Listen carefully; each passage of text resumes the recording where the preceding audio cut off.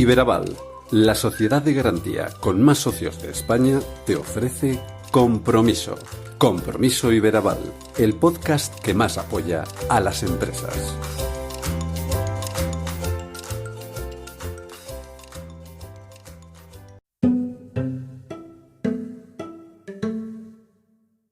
En este nuevo episodio de Compromiso Iberaval vamos a acercarnos a Madrid para conocer dos iniciativas muy diferentes. La primera, el museo más ambicioso en torno a un deporte que desata todo tipo de pasiones. Hablo, claro está, del fútbol. Nos sentamos a la mesa del presidente de Legends, Marcelo Ordás, hispano-argentino, apasionado del balompié, quien nos acercará un proyecto que ha contado con el respaldo de Iberaval y que se sitúa en el corazón de Madrid, en el kilómetro cero de España.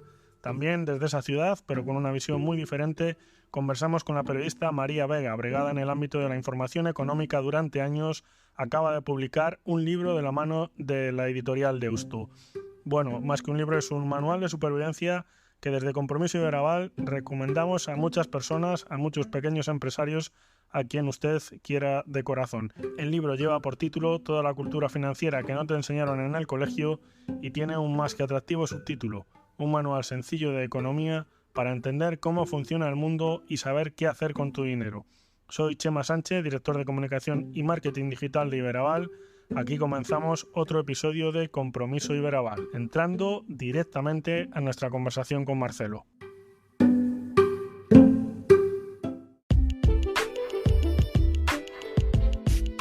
Compromiso Iberaval.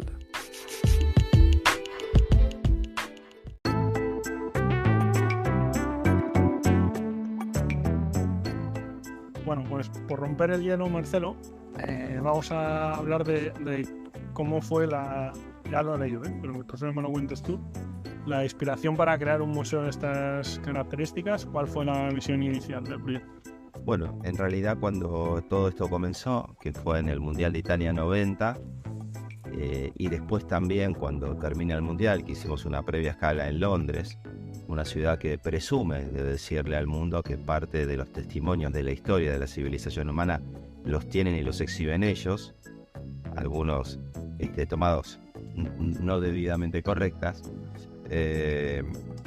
Yo en ese momento la pregunta que le hice al amigo inglés, amigo de mi padre, que nos llevó a conocer la ciudad, es: me encanta absolutamente todo lo que preservan, pero veo que la pasión, el testimonio de la mayor pasión que hemos creado los seres humanos no está preservada, y encima ustedes dicen haberla inventado y creado.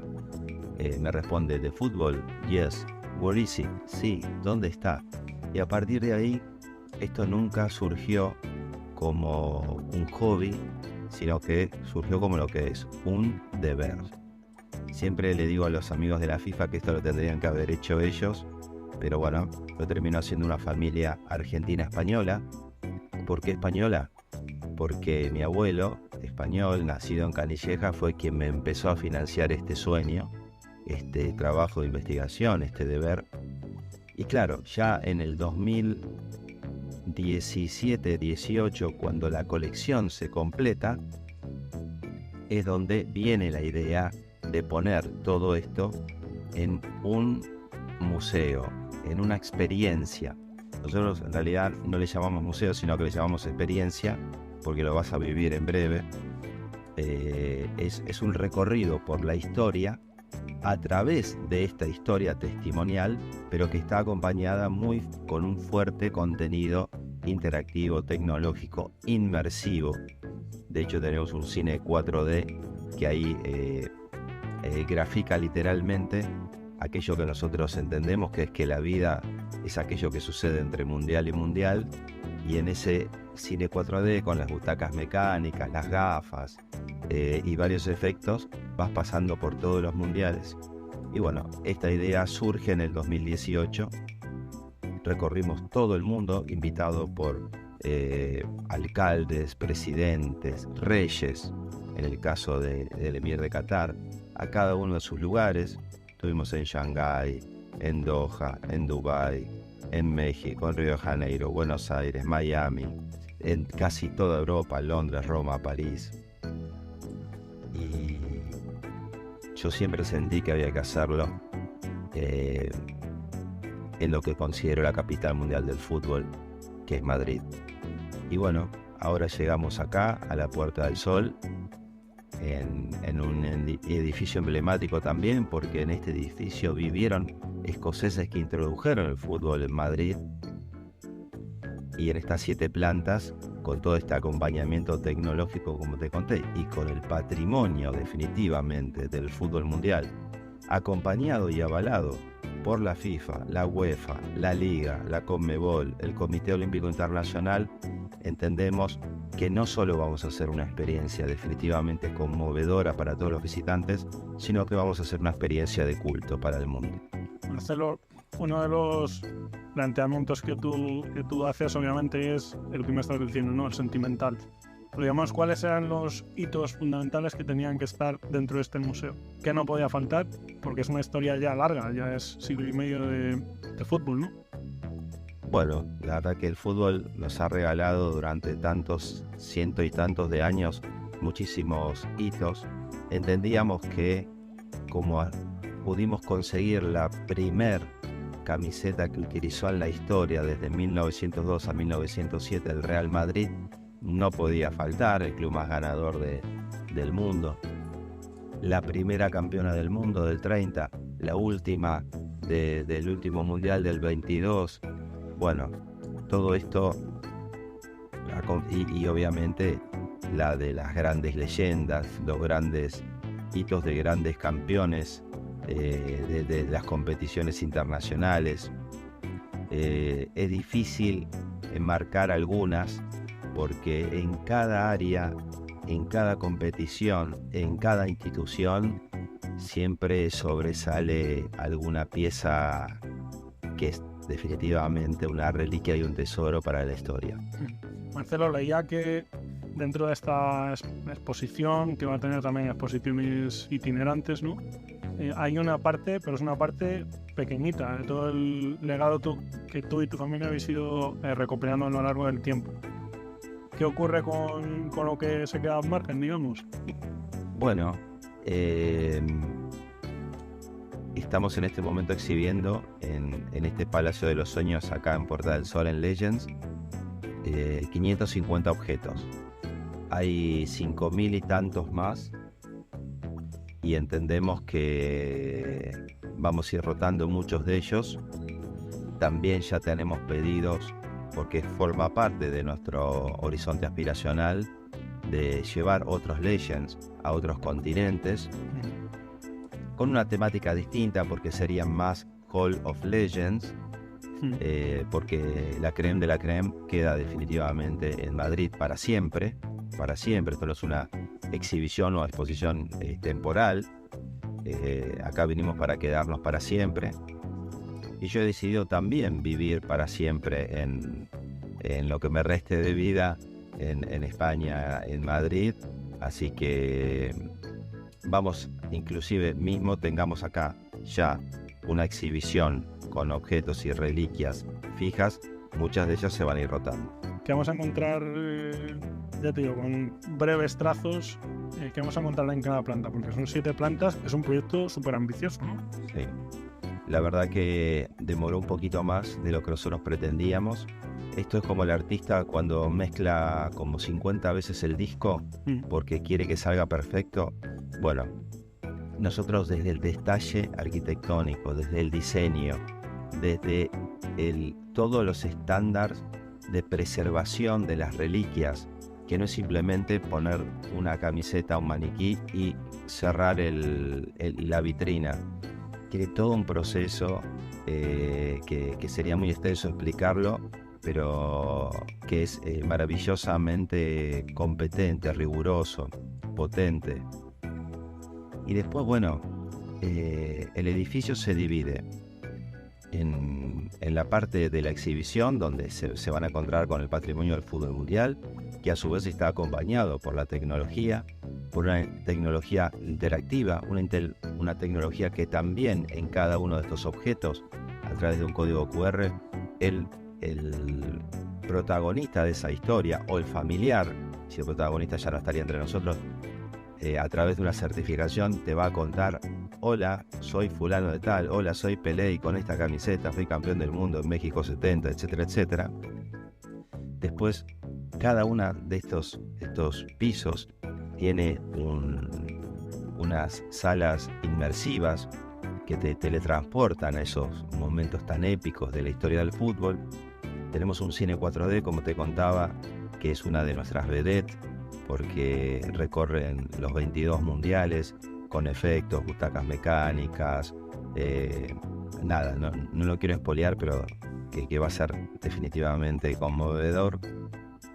Tenemos una sala -1 donde está toda la parte de game area, de juegos robotizados, de VRs.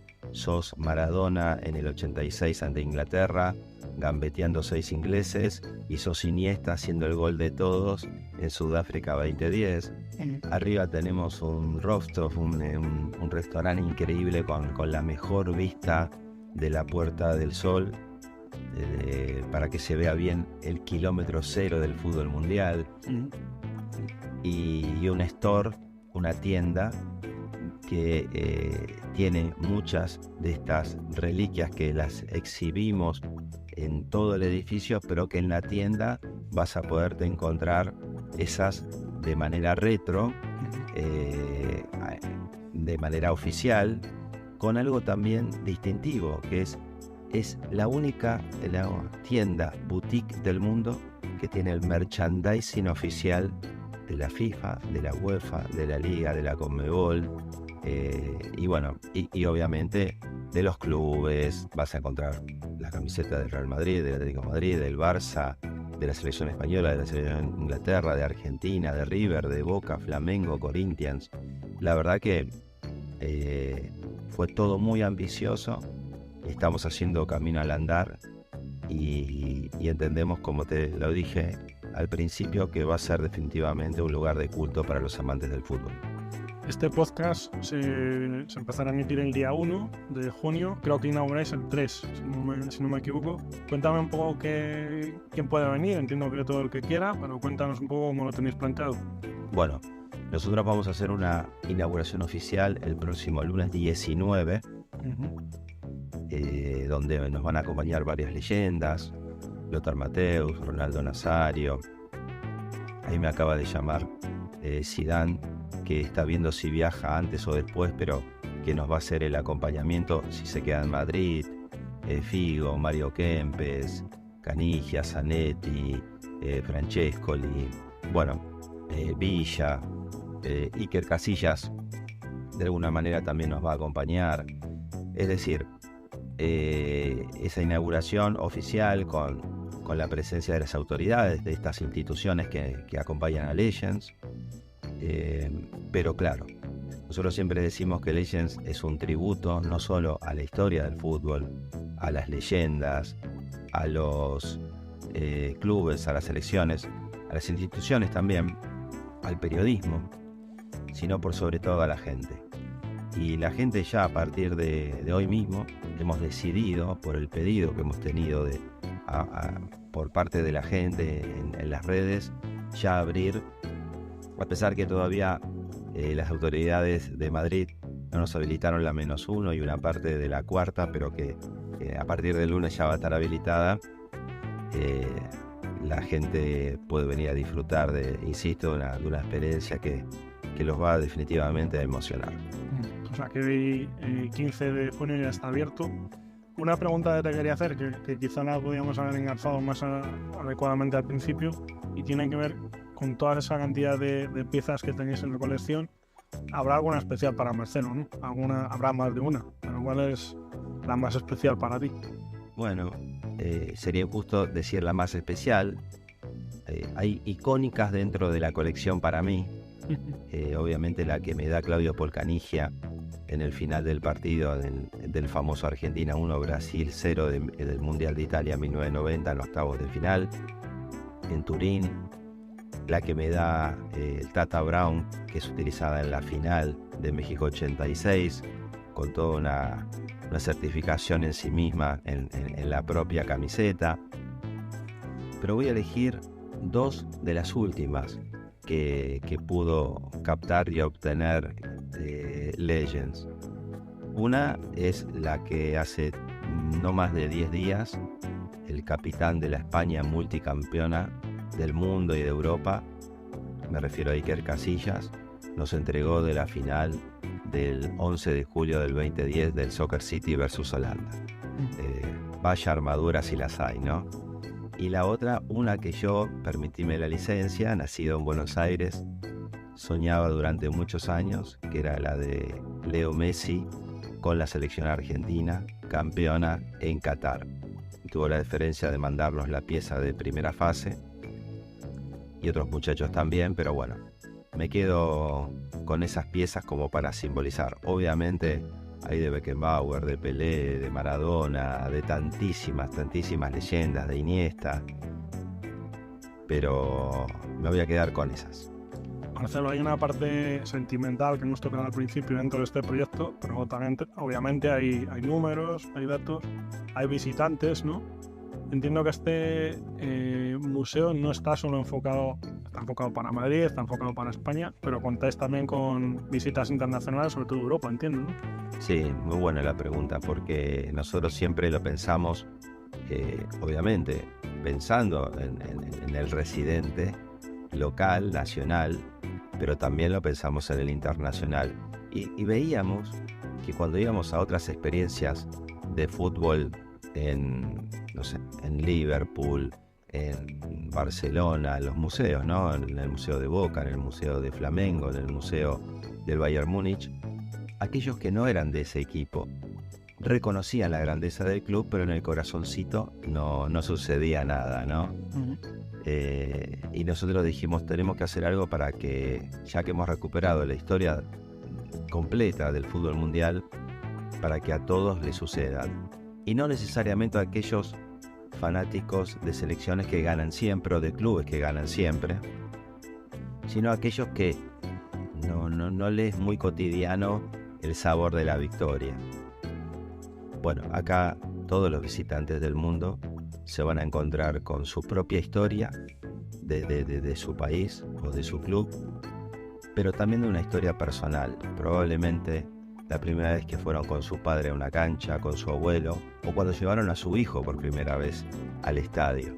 Bueno, esto es Legends, es una factoría de emociones que tiene como finalidad que la vinculación hoy, tan muchas veces por la dinámica de los tiempos actuales, distantes entre un padre y un hijo, que Legends los una en este viaje y puedan compartir, y el padre le pueda mostrar al hijo cómo jugaba Alfredo Di Stéfano, y el hijo le pueda mostrar al padre cómo juega Luka Modric, ¿no? Bueno, este es un poco el espíritu que tenemos y lo estamos consiguiendo, porque en cada reseña, en cada comentario, en cada mensaje que nos dejan, o cuando nos encuentran mismo acá en Legends, la gente se la ve definitivamente conmovida. Subiendo en el ascensor, preguntaba cuál había sido la inversión, ¿no?, a este proyecto, que es un proyecto arriesgado, obviamente, es un proyecto muy ambicioso y que es un proyecto que obviamente ha requerido financiación, que es algo que no es fácil. Ahí ha estado Iberaval, permíteme que meta la cuña, ¿no? Por supuesto. Pero cuéntame cómo ha sido también eso, porque muchas veces, primero, entiendo que hay mucha gente que no se atreve. Tú supongo que conoces que en Estados Unidos prácticamente hay museos de todos. B.B. King muere, pues se crea un museo de B.B. King. Tenemos el Cross Road, pues hacemos un museo. O sea, tenemos otra cultura aquí en España, y esa cultura hay que afrontarla, y para afrontarla se necesitan recursos que en muchas ocasiones pues no los tiene uno, como es normal, ¿no? No sé cómo ha sido ese proceso, el proceso de aterrizar el proyecto. Entiendo que no es una cosa de un día para otro, y cómo ha sido esa parte de la obtención de financiación, que también es para un máster, supongo, ¿no? La verdad que sí, lo definiste bien. No te voy a mentir, en China, en Qatar, en Doha, en Dubái, mismo en México, en los Estados Unidos, teníamos todo servido. Hemos dicho que no a llaves en mano, como se dice habitualmente.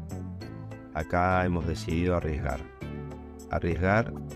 Y cuando hablamos con las instituciones que nos acompañan, por sobre todo una de las marcas más potentes a nivel mundial que tiene España, que es la Liga, entendió que teníamos que empezar por acá y que estaba correcto el riesgo, pero para que el riesgo sea menor, justamente teníamos que invertir más y teníamos que hacer de esto algo muy cercano a lo perfectible, a lo apoteótico.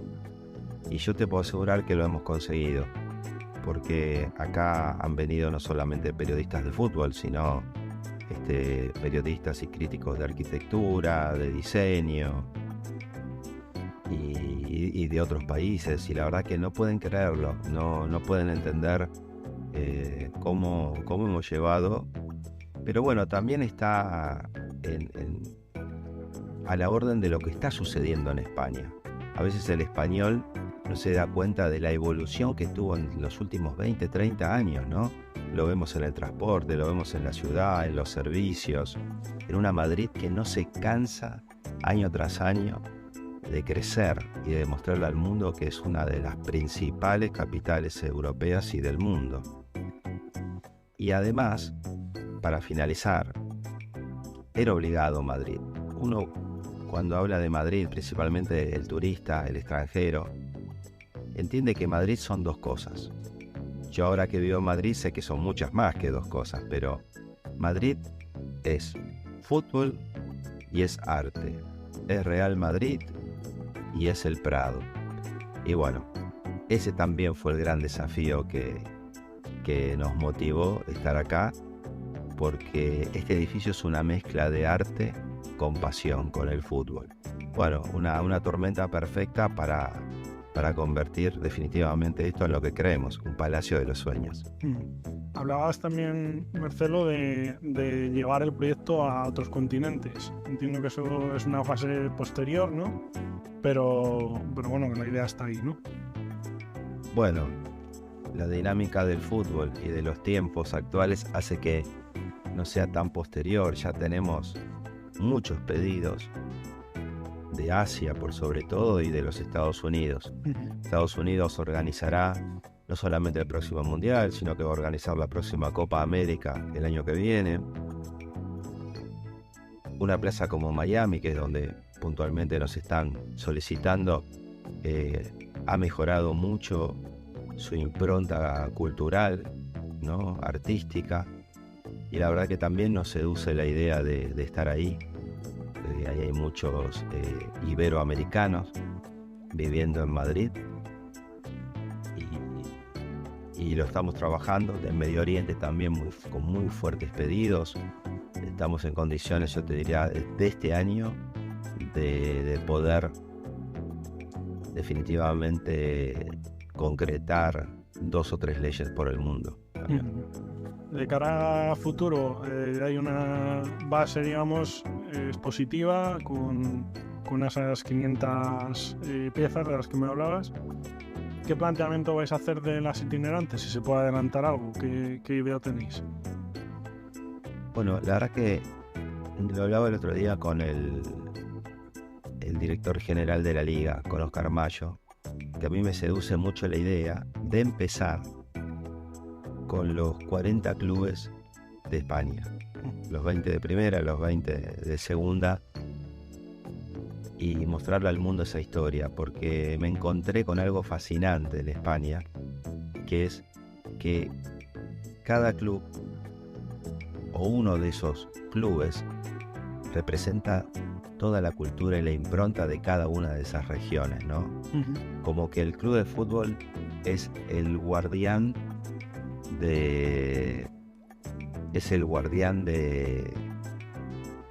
la ciudad, de la cultura de esa ciudad y de todo eso. Entonces quiero empezar por ahí, por los clubes, y si me permitís hasta por los clubes de segunda división.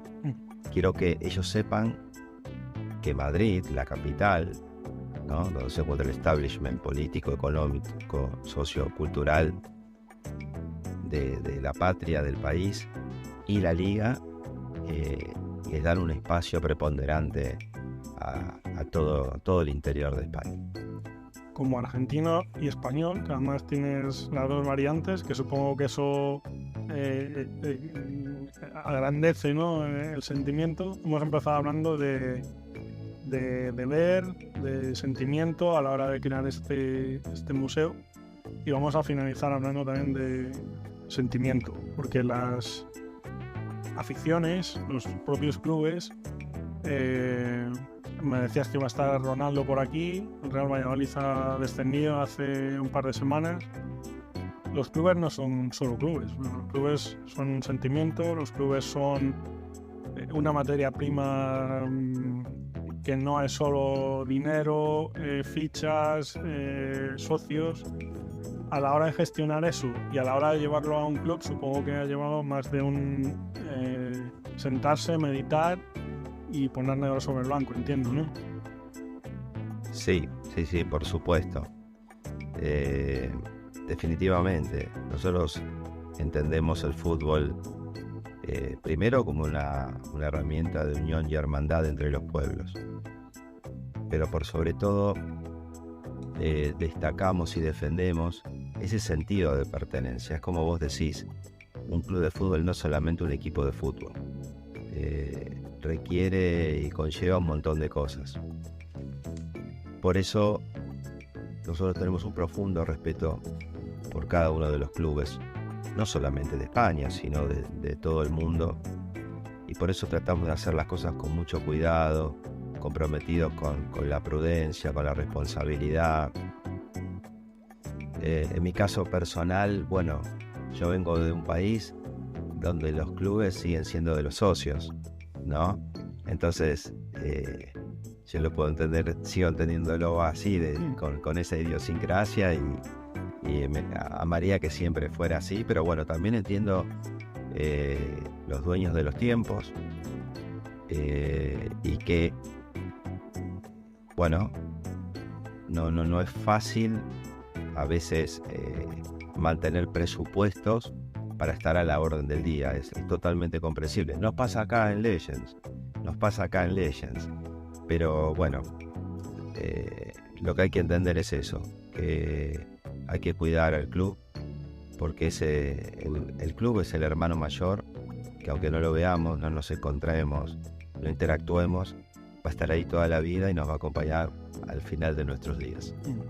Marcelo, ya la última pregunta, que tiene que ver con un mensaje, ¿no? Más que una pregunta, es un mensaje, ¿no? Para esos fanáticos, que hay tantos, que ahora sales a la Puerta del Sol, tienes a miles de personas, van a echar la vista hacia acá. ¿Qué les dirías para que pisen este museo? Ya lo has contado, ¿no? A lo largo de esta media hora, pero ¿qué mensaje les trasladarías? Bueno, decirles que fueron más de 30 años de recuperar la historia testimonial del fútbol mundial, que acá vamos a reflejar no solamente las victorias y a los ganadores, porque para nosotros, por ejemplo, Marruecos en el último mundial fue campeón del mundo. ¿Quién puede negar? Vayan a decirle a la gente de Marruecos, que fue tan feliz durante el mes de diciembre, que no fue campeón del mundo. Nosotros destacamos también esas victorias. Decimos que, a diferencia de ir a un estadio donde tu equipo puede ganar, pero también puede perder, acá en Legends vas a ganar siempre. Y que van a estar todos absolutamente representados. Y que cuando yo pensaba hace muchos años en convertir una experiencia como la de Legends, era también porque cuando iba a otras experiencias sentía que me faltaba algo. Sentía que había un sentido de pertenencia personal que no estaba reflejado como se debía en ese espacio.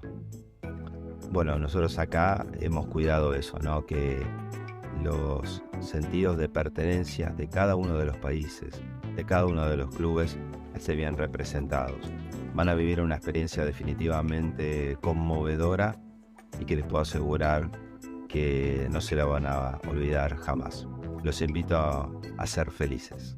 Marcel Ordaz, impulsor de Legends, un museo que de momento está en Madrid, pero que estará en más sitios, que es un auténtico torbellino en torno al fútbol, al mundo del fútbol, no solo a los clubes, también a las selecciones, y que estamos recomendando que vayan a visitar.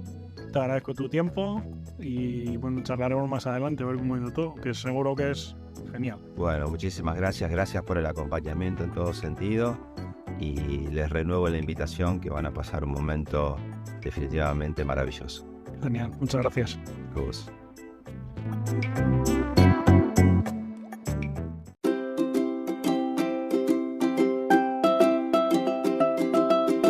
Compromiso Iberaval.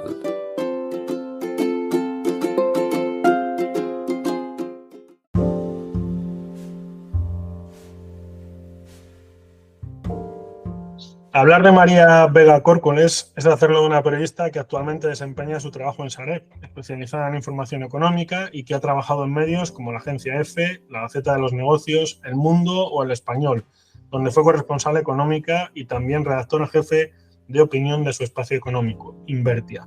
Ha sido colaboradora habitual del programa de radio Economía para Todos, de Libertad Digital.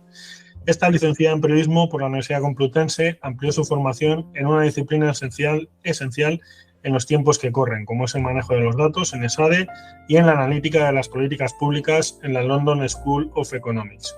Hoy está en Compromiso Iberaval para hablar de su libro Toda la cultura financiera que no te enseñaron en el colegio, un manual sencillo de economía para entender cómo funciona el mundo y saber qué hacer con tu dinero. Este libro publicado por Deusto. De él nos va a hablar María. María, ¿cómo te encuentras? ¿Qué tal? ¿Qué tal? Pues nada, muy contenta de estar aquí con vosotros. Bueno, hay muchas respuestas a esas preguntas que muchos nos hacemos en tu libro, ¿no? Pero ¿cuál fue la motivación principal para escribirlo? ¿Qué te llevó a abordar el tema de la educación financiera? Pues sí, como decías, hubo un momento de mi carrera periodística en el que me acerqué a la evaluación al análisis de las políticas públicas, que consiste en evaluar pues a dónde va todo el dinero que gestionan los políticos, si funciona bien, si funciona mal. Y entonces ahí me entró la inquietud un poco de escribir. Después fue ya con la editorial cuando perfilamos el enfoque de hacer algo muy divulgativo que fuera sobre cultura financiera, y la verdad es que me pareció una gran idea, porque sí que es verdad que en todos estos años que he ejercido el periodismo pues he visto que en España hace falta tener más cultura financiera en todos los sentidos, en la pata económica, de entender mejor los datos macroeconómicos, cómo funciona también la microeconomía, pero también en la pata de las finanzas personales, ¿no? De qué hacer con nuestro dinero, por qué es importante ahorrar. Bueno, creo que son cosas que son fundamentales para una sociedad y para nosotros como individuos, y que es verdad que hay un déficit de conocimientos que es claro en España.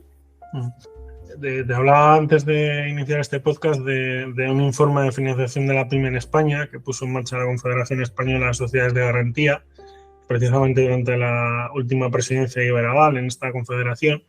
Y en ese informe se indicaba que hay una importante falta de cultura financiera entre las empresas. O sea, no es solo entre el particular, en ocasiones también entre las administraciones. ¿Es así según tu experiencia? Sí, es así. Bueno, yo creo que los datos también reflejan esto, porque la financiación en Europa y en Estados Unidos es diferente, ¿no? Y en España es uno de los países en los que más anclado está la necesidad de las pymes cuando tienen que financiarse de ir al banco, ¿no? No, más que pensar en otras alternativas que también existen. Y esto también es en parte por falta de cultura financiera, ¿no? Al final la cultura financiera pues nos enseña que hay otras herramientas, que existe la financiación alternativa, porque cómo hay que moverse, ¿no? Para captar capital. Y sí, creo que entre las empresas españolas pues también, sobre todo entre las pequeñas, pues existe una necesidad de conocimiento. También hay que tener en cuenta aquí cómo está formado nuestro tejido productivo. Cuando miramos los datos, es interesante el dato de que tenemos casi 3 millones de empresas en España, 2,9 millones, pero si rascamos un poquito vemos que con más de 250 trabajadores pues tenemos poco más de 5.000 empresas, es decir, tenemos muchas pymes y muy pocas grandes empresas. Y si dentro de las pymes miramos las que emplean a gente, es decir, las que tienen personas en plantilla, pues son como 1,3 millones más o menos. Con lo cual, nuestro tejido productivo está formado por mucha micropyme. Y en un país en el que hay un gran arraigo del turismo y en el que el turismo funciona, pues es verdad que hay mucha empresa que es hostelería, lo que es el sector servicios, que luego, pues cuando vienen pandemias, vemos que nos hace ser un país más vulnerable. Pero quizás entre estos hosteleros, que son empresarios y que tienen mucho mérito, pues falta conocer, ¿no? Algo más sobre economía, sobre empresas, sobre finanzas. Y quizás si tuvieran esas herramientas, pues ellos mismos intentarían crecer, intentarían pues buscar otras alternativas a la hora de montar su negocio. Pues sí, creo que al final la falta de cultura financiera está en todos los ámbitos de la sociedad y también en las empresas.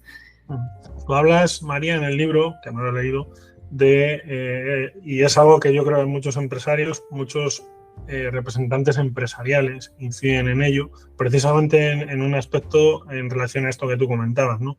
El tamaño de las empresas, ¿no? Que al final es uno de los lastres, por ejemplo, yo te hablo desde Valladolid, desde Castilla y León, pero es uno de los lastres generales dentro del tejido empresarial español, ¿verdad?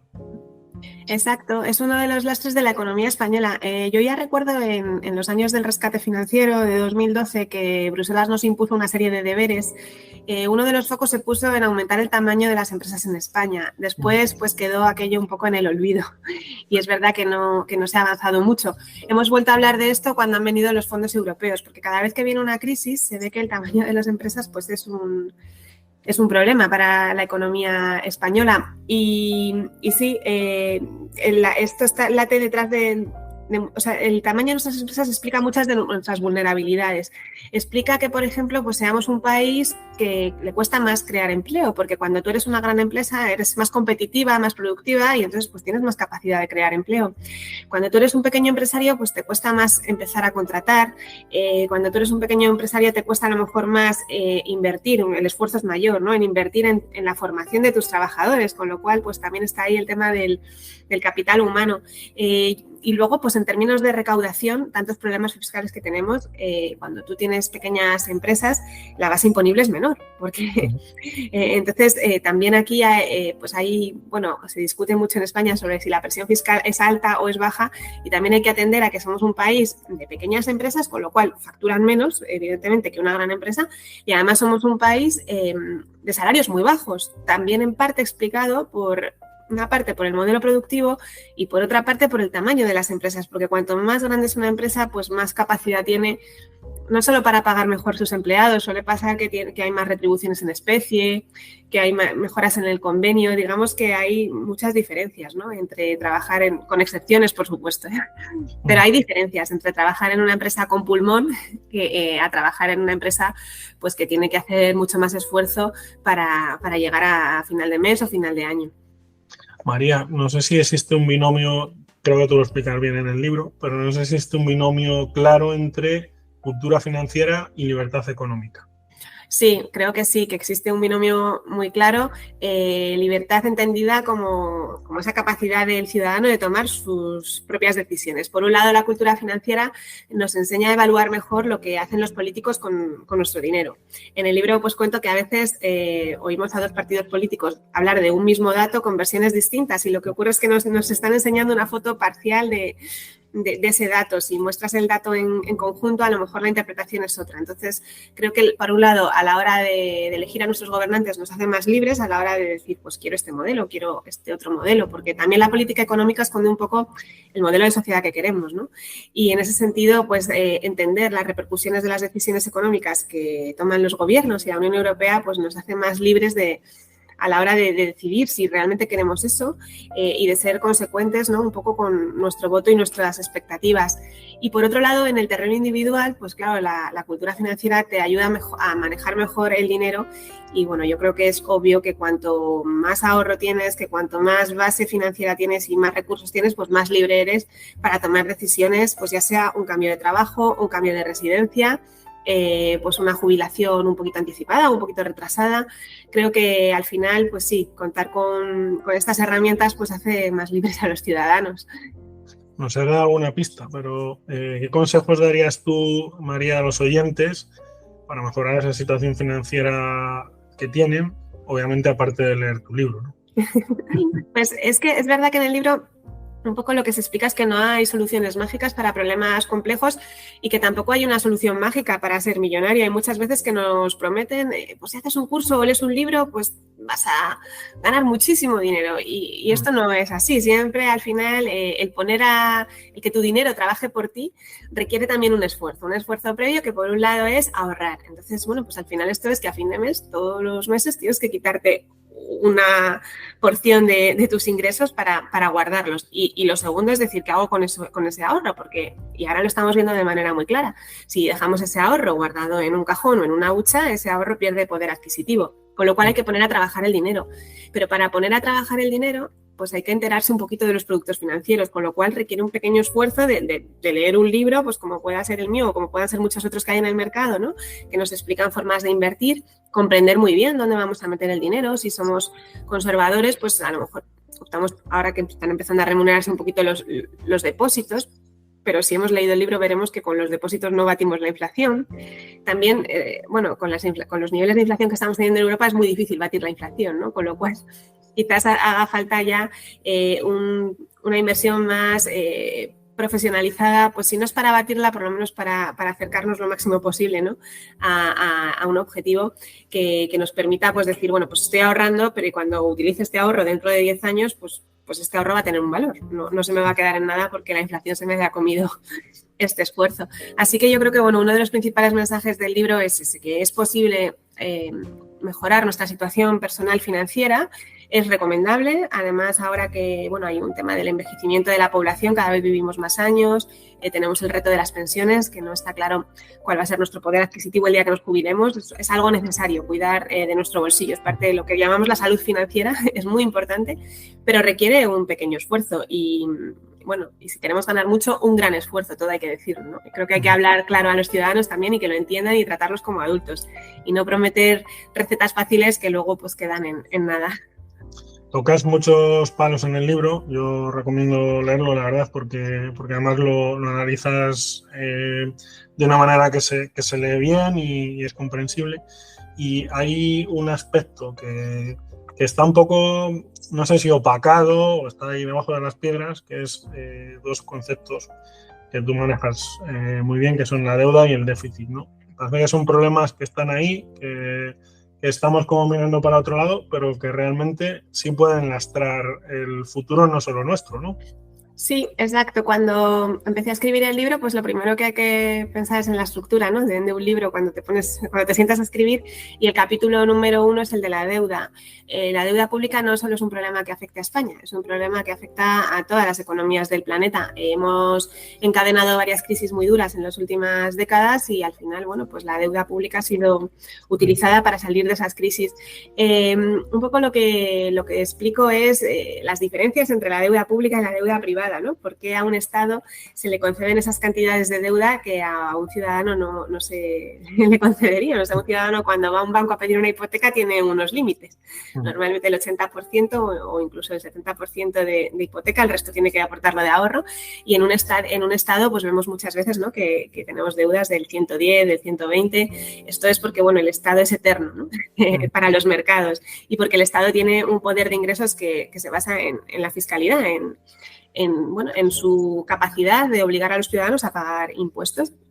Y entonces creo que es fundamental entender la situación de la deuda, también entender lo que es el déficit, que el déficit es pues al final el dinero que le falta al Estado para llegar a fin de mes, todos los años en este caso, porque se suele contabilizar de manera anual, y explicar a los ciudadanos que si bien es verdad que una de las formas que tienen los estados para financiarse es prometer, decir, pues yo me endeudo, pero es porque voy a crecer más, voy a crecer mejor, voy a tener mejores empresas, voy a utilizar esta deuda para ser un mejor país y entonces voy a tener una capacidad de crecimiento mucho mayor y voy a devolver bien este dinero. Pero esto no siempre es así, eso es un poco la teoría, pero en la práctica vemos que muchas veces los estados se endeudan y no siempre consiguen estos cambios estructurales que prometen. Y lo que explico en el libro es que esto nos hace vulnerables. Básicamente, pues es una opción legítima endeudarse, pero creo que es importante que los ciudadanos sepan que cuando vivimos en economías muy endeudadas somos vulnerables, somos frágiles. Lo vimos muy claramente en el año 2012, cuando la prima de riesgo en España se acercó a los 700 puntos básicos, que se dice pronto y lo hemos olvidado, pero vimos el abismo. y eso nos hizo vulnerables y ahora pues somos vulnerables. En cuanto toquen las mareas de fondo, ¿no? Del fondo marino, como digo en el libro, pues el océano de deuda en el que navegamos pues puede sufrir un pequeño tsunami. María, durante mucho tiempo la culpa de todo la tuvo Yoko Ono, ¿no? Pero ahora parece que la culpa es de Bruselas, o más bien es siempre del prójimo. Sí, también explico un poco esto, ¿no? Porque es verdad que cada vez que hay que tomar medidas complicadas en España, pues es que son los hombres de negros, ¿no? Un ejemplo es el de las pensiones.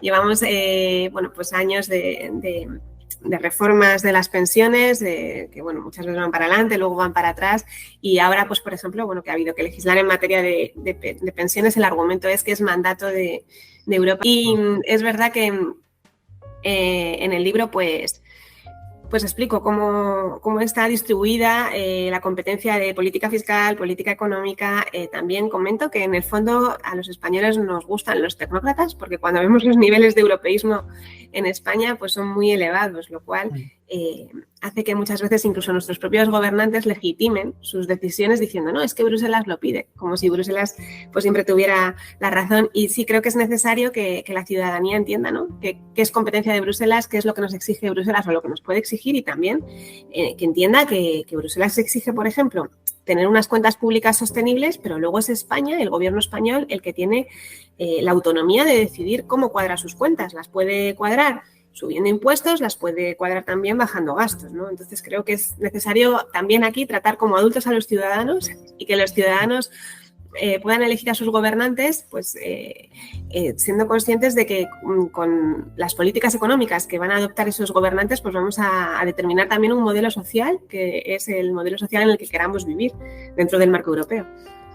En el libro hablas también de algo que siempre está presente en el ambiente, igual que en la crisis sempiterna del periodismo, ¿no? Permíteme la licencia, que es esas pensiones de las que tú has hablado en varias ocasiones en esta entrevista.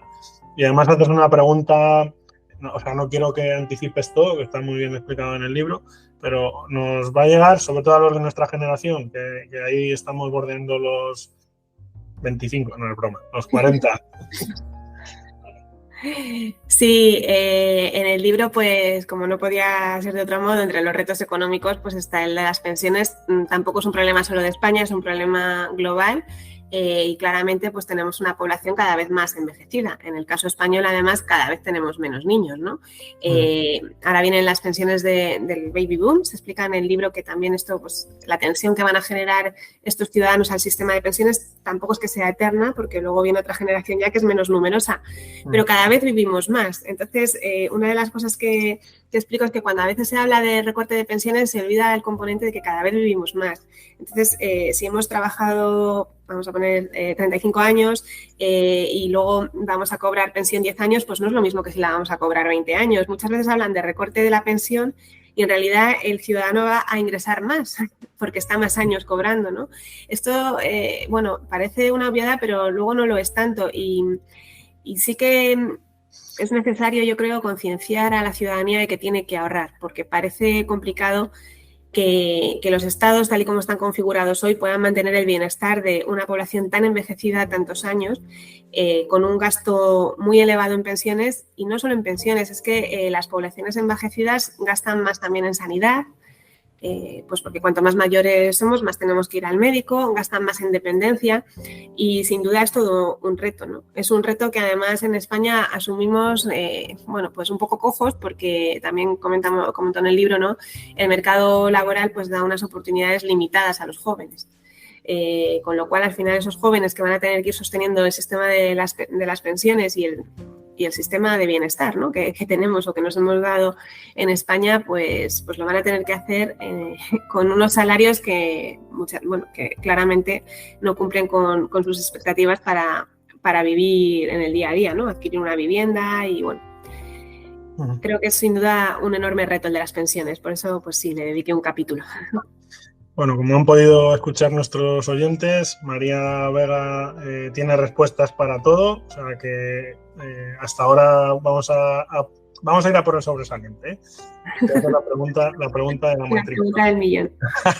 Entonces, si existe algún concepto dentro del libro, hay muchos, como digo, ¿no? y además, como decía antes, muy bien explicados. No sé si hay algún concepto o principio de cultura financiera, vamos a llamarlo así, que sea especialmente ignorado por la mayoría de nosotros y que podría, lo has dicho tú también al principio, no existen fórmulas mágicas, pero que teniendo un poquito de cuidado con ese aspecto, vamos a decirlo así, podríamos vivir mejor o podríamos afrontar un poco mejor nuestro día a día.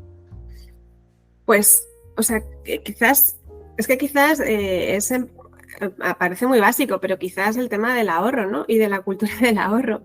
Es que en España hemos visto que con la pandemia sí que el confinamiento nos obligó a ahorrar, pero bueno, también hemos visto, y bueno, todo hay que decirlo, que la inflación no ha ayudado, pero que ese ahorro se empieza a evaporar. Al final, creo que la cultura financiera, bueno, los países asiáticos, algunos, ¿no? Están basando ahora su crecimiento en ese ahorro y creo que tomar conciencia de esto es fundamental y que se debería inculcar ya desde los colegios y que la política fiscal debería premiar el ahorro. Muchas veces se penaliza en lugar de premiarlo, ¿no? Con lo cual pues te incitan a consumir, a endeudarte. Y creo que al final pues el ahorro nos hace más fuertes, ¿no? Si antes decía que la deuda nos hace más vulnerables, pues el ahorro más fuertes. Entonces, bueno, pues a lo mejor hay conceptos mucho más complejos porque, bueno, en el libro pues hablo de herramientas, ¿no? Para que los lectores pues digan, bueno, pues puedo invertir en un ETF o existen estos tipos distintos de depósitos, explico lo que es la bolsa y cómo funciona, ¿no? Pero es que todo empieza en el ahorro. Entonces creo que lanzar ese mensaje pues es importante para la sociedad española. Pues matrícula de honor, después de este examen radiofónico, simplemente nos vamos a quedar, estoy mostrando el libro, aunque no se ve aquí en imagen, nos vamos a quedar con el libro de María Vega, que se titula Toda la cultura financiera que no te enseñaron en el colegio, con un subtítulo que es Un manual sencillo de economía para entender cómo funciona el mundo y saber qué hacer con tu dinero. Doy fe de que da muchas pautas precisamente para abordar nuestro día a día y sobre todo para tener las cosas un poquito más claras, que muchas veces no las tenemos, todos, ¿eh? O sea que muchísimas gracias, María, por tu tiempo, por el esfuerzo de estar con nosotros, que lleva además unas jornadas muy intensas, firmando libros y demás. O sea que muchas gracias, encantados de tenerte aquí. Pues muchas gracias a ti y bueno, pues la verdad es que enhorabuena por esta iniciativa porque creo que pues podcasts de este tipo pues ayudan mucho a mejorar la cultura financiera y el conocimiento de temas empresariales, económicos, así que enhorabuena. Gracias. Muchas gracias, María.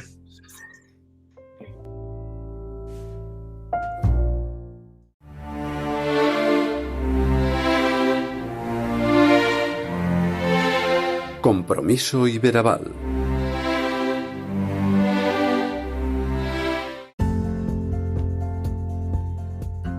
Las cosas sencillas suelen ser las más complejas de conseguir.